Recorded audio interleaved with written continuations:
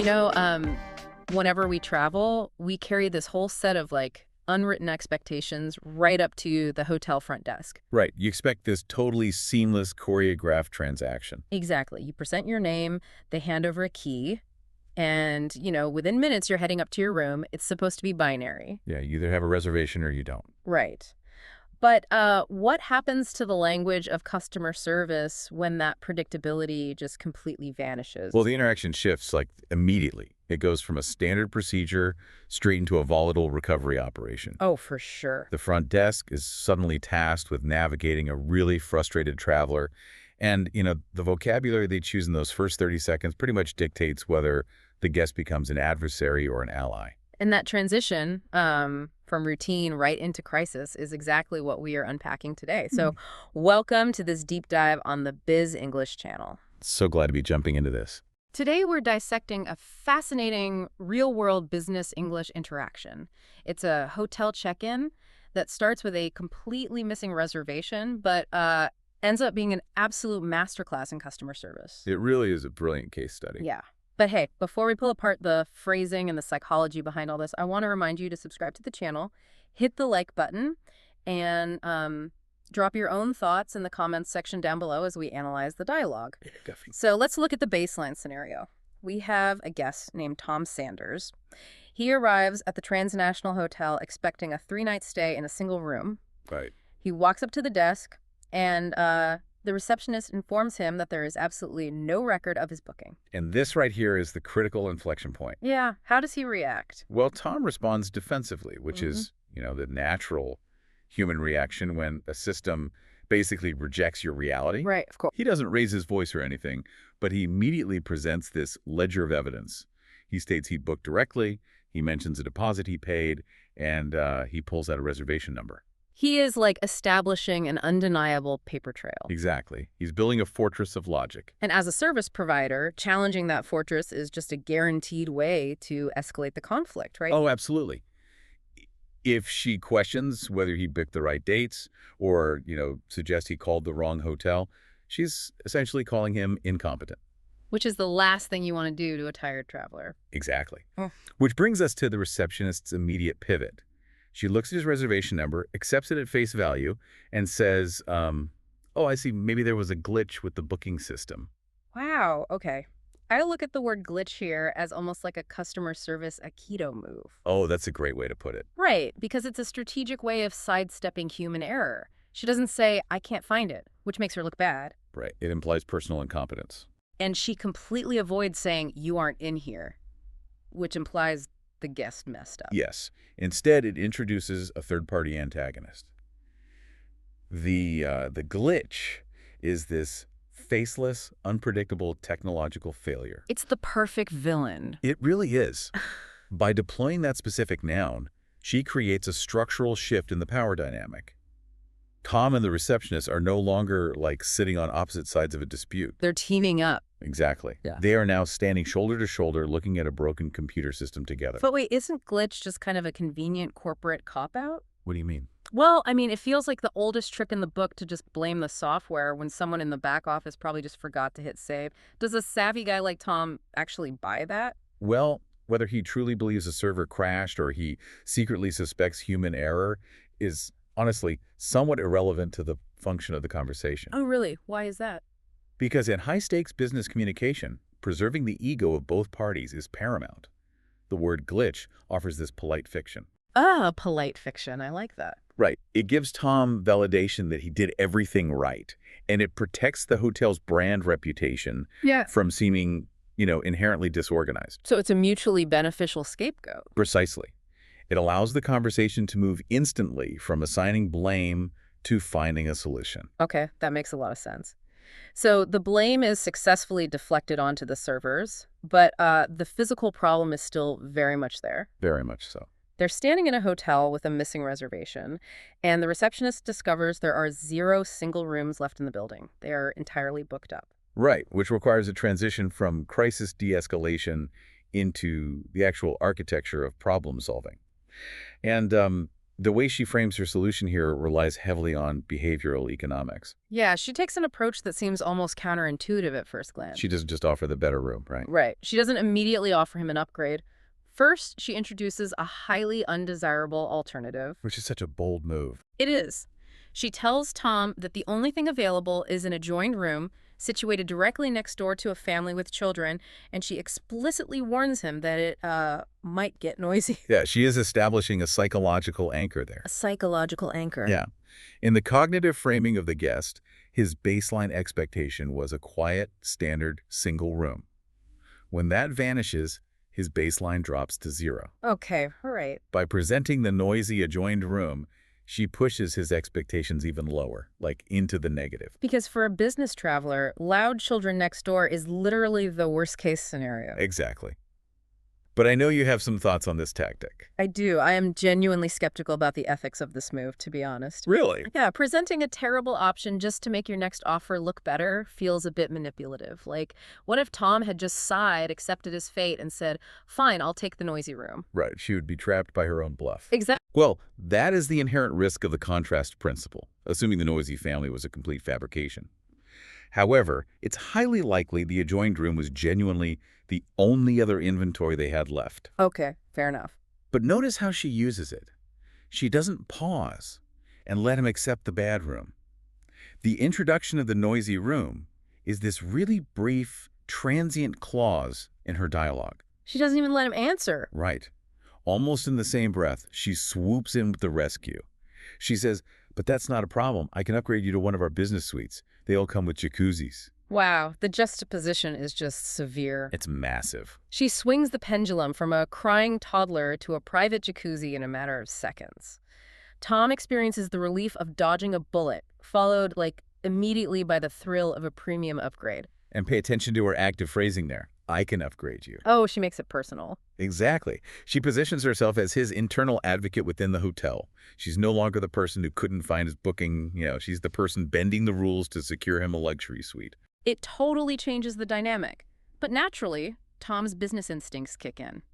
He's relieved, but he immediately searches for the catch. He wants to know the price. Yeah, he asks how much this fancy business suite is going to cost him. Which tees up one of the most vital phrases in client recovery. That would, of course, be at no extra charge to you. See, the distinction between the word free and the phrase at no extra charge is fascinating to me. How so? Well, to my ear, free kind of diminishes the value of the product. If something is free, it feels, I don't know, cheap or disposable. Yes. Free suggests a lack of inherent worth. When you say at no extra charge to you, you are explicitly stating that the room holds significant financial value, but the hotel is deliberately absorbing that cost. That makes total sense. And the phrase to you is the crucial prepositional addition. It personalizes the waiver. So it's not just a blanket policy. Exactly. It communicates, this is an expensive room, but because we value your patronage and because we acknowledge our system's failure, we're waiving the fee for you specifically. Man, it is just a phenomenal way to manufacture customer loyalty out of thin air. It really is an art form. Before we look at how the receptionist handles the actual paperwork and the amenities, I want to pause and turn this over to the audience for a second. We want to hear from you right now. Yes, jump in the comments. Have you ever been on the receiving end of a surprise upgrade at a hotel or on a flight? Or, on the flip side, have you ever been stuck next to the dreaded noisy family? I know I have. Same. Drop your story in the comments section below. We read through all of them, and it's always so fascinating to see how these linguistic theories play out in your real-world travels. I will definitely be reading those comments. The spectrum of hospitality experiences is always revealing. Oh, absolutely. And hey, while you were down there, if this breakdown is giving you a new perspective on everyday business conversations, make sure you are subscribed to the Biz English channel so you don't miss our future deep dives. Good call. So getting back to it, Tom is now secured in a business suite with a jacuzzi, and he's only paying the rate of a single room. The crisis is fully averted. But the interaction isn't over. Right. The receptionist now has to guide him through the actual check-in logistics, and she uses this moment to rapidly rebuild the hotel's operational credibility.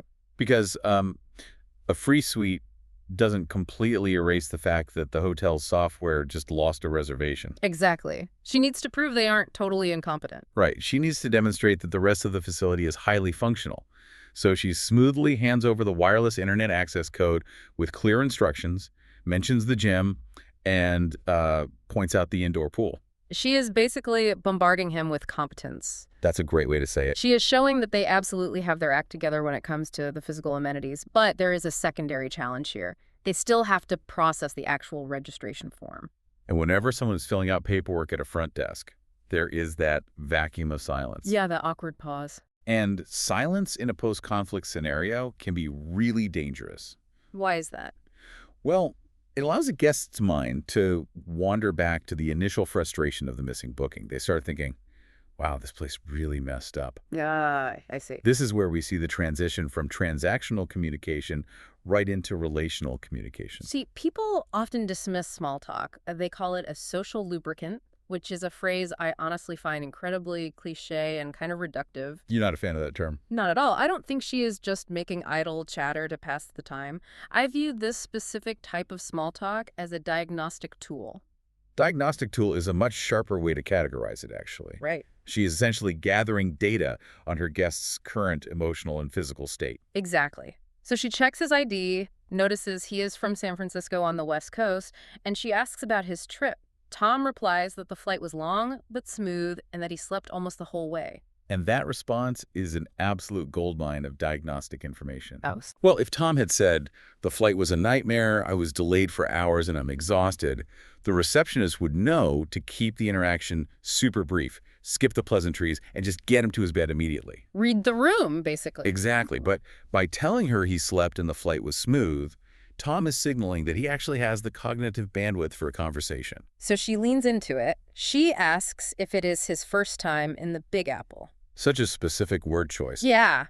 Now, we all know what the Big Apple means, but I want to look at why she chooses to use a local idiom instead of just asking, is this your first time in New York? Right. It's a very deliberate shift in the power dynamic. How does it shift it? When she says New York, she is a corporate representative of the transnational hotel speaking to a client. But when she says the Big Apple, she suddenly becomes a local resident welcoming an outsider into her city. It humanizes her. Yes, using colloquialisms acts as a linguistic buffer state. It softens the hard edges of the corporate transaction and, invites the guest into a shared cultural space. And it totally works. Tom responds warmly. He mentions he is in town for a business conference, but is hoping to squeeze in some sightseeing. And the receptionist immediately offers to provide him with sightseeing tips whenever he is ready. That proactive offer just feels like the hallmark of exceptional hospitality. It really is. She is extending her sphere of care way beyond the four walls of the hotel. She is signaling that she is invested in his overall experience of the city. Which completely erases the friction of that missing reservation from earlier. Totally.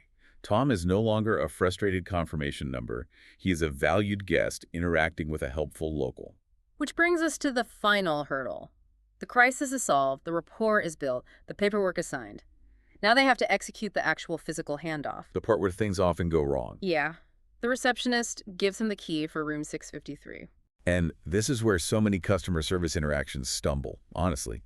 You can have a wonderful conversation, but if the guest wanders away and gets completely lost trying to find the elevator, that new frustration will overwrite all the goodwill you just generated. Oh, 100%. Clarity at the very end of an interaction is absolutely vital. Let's examine the specific directional English she uses, because it's so precise. She tells him to take the elevator on the right, take it up to the 6th floor. Right.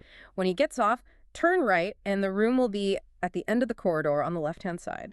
We are looking at a really dense cluster of spatial vocabulary and prepositions there. Yeah. Things like on the right, up to, at the end of, on the left-hand side. But is there a reason she's being quite that granular? It seems almost overly descriptive for a modern hotel where, you can usually just follow the signs on the walls. It really comes down to managing cognitive load. Okay, tell me more about that. When a person is traveling, even if they slept on the plane like Tom did, their brain is still processing an enormous amount of unfamiliar stimuli. Sure, they're not in their element. Right. They are in a new building, a new time zone, carrying heavy luggage. Navigating a new spatial environment requires a lot of significant mental effort. That makes sense. If a receptionist gives vague directions like, oh, it's upstairs and down the hall, the guest has to actively problem solve to find their room. They have to search for the signs, guess which hallway, and just constantly reevaluate their surroundings. Exactly. By providing highly precise, step-by-step directional markers, the receptionist effectively removes the cognitive burden of navigation. She does the thinking for him. She draws a precise verbal map.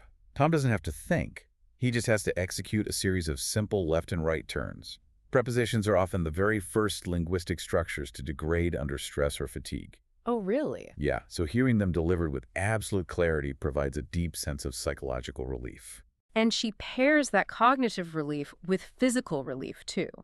She adds one final instruction. Just leave your suitcase here, and the bellboy will bring it up.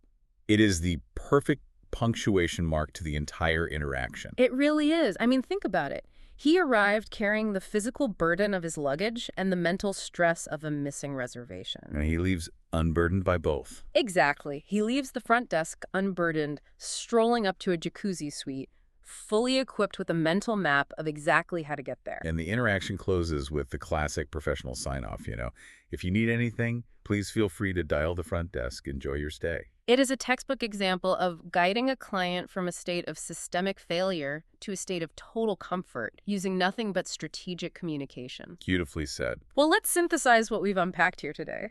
We witnessed a front desk professional diffusing an immediate conflict by deploying the glitch as a third-party scapegoat, which completely preserved the guest's ego. We saw her utilize the psychological contrast principle, basically leveraging a noisy room to make a business suite feel like a hard-won victory. And we examine the specific grammar of value creation, too, contrasting the cheapness of free with the premium weight of at no extra charge to you. Right. And we analyzed how small talk operates not as just filler, but as a crucial diagnostic tool to assess a guest's state of mind. We also looked at how local idioms like the Big Apple shift the dynamic from corporate to hospitable. And finally, we looked at how precise spatial prepositions reduce cognitive load, ensuring the guest's final moments at the desk are defined by clarity and ease rather than, confusion. It's just remarkable how much heavy lifting the vocabulary is doing beneath the surface of a seemingly mundane check-in.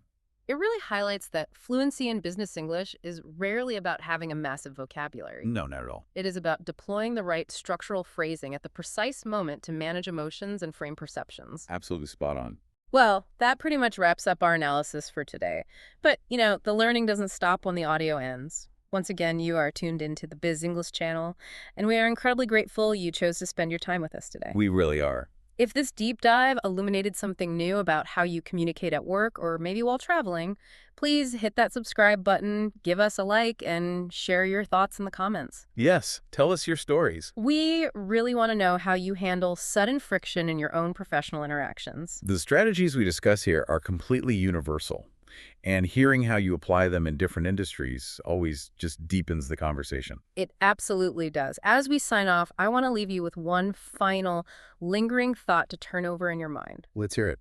When we study professional communication, we spend an inordinate amount of time practicing the language of success. We rehearse our pitch meetings, we polish our presentations, and we optimize the scripts for when everything goes exactly according to plan. Right, the perfect scenarios.